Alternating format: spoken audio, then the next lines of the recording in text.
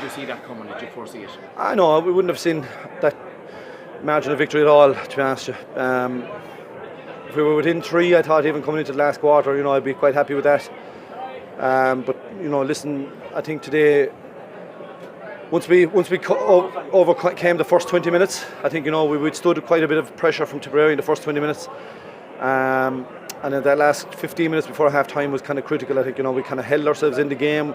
We went in with a bit of a lead, and with that kind of a breeze, it was always going to be very, very difficult for Tipperary to turn that around. And we were beginning to work harder and harder and harder, and get really get into that work and turn that work into scores as well. So yeah, I think once we got into our rhythm, we were going to be hard to stop. That Tipperary goal in the first half, that seemed to spur them into action, so to speak.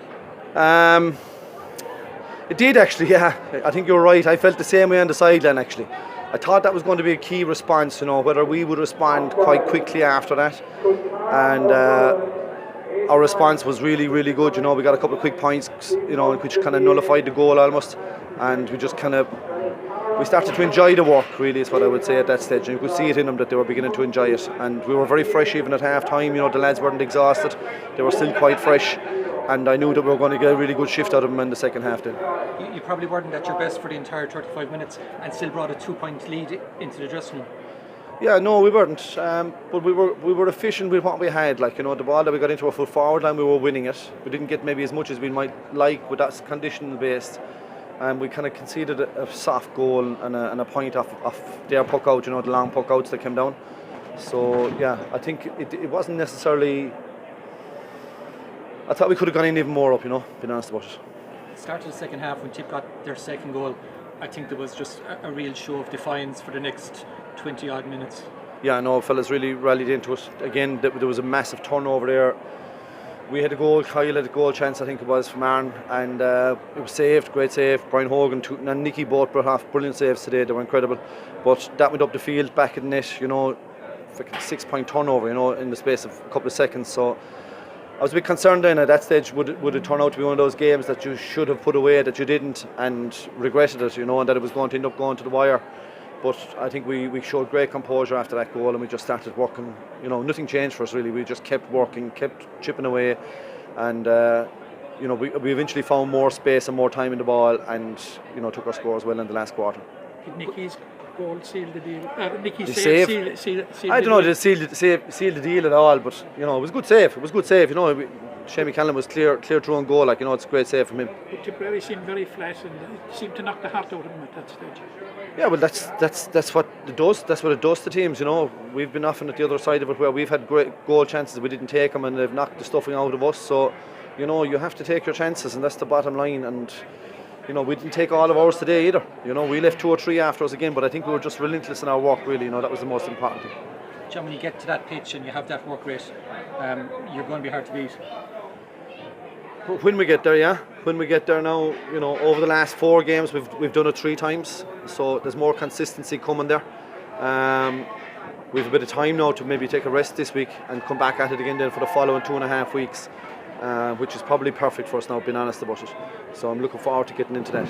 John, talk about that crowd today and what it look out there, what it means to the people in Limerick to win this Munster We're title. very blessed with the support that we have. It's just incredible, and what's beautiful about it is that it's a very family orientated event now, going to a Limerick hurling match, and it's brilliant for families.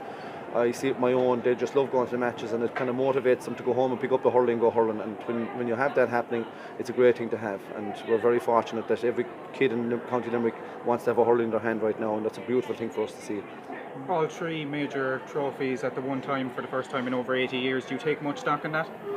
I do. I take a lot of stock in it. Spent a lot of those 80 years waiting for one trophy to mind 2 or 3 of them to come on. So, no, listen, it is a nice achievement, but I suppose if you've got an ambitious bunch that are willing to work very, very hard, that's the type of thing you should be aiming to do.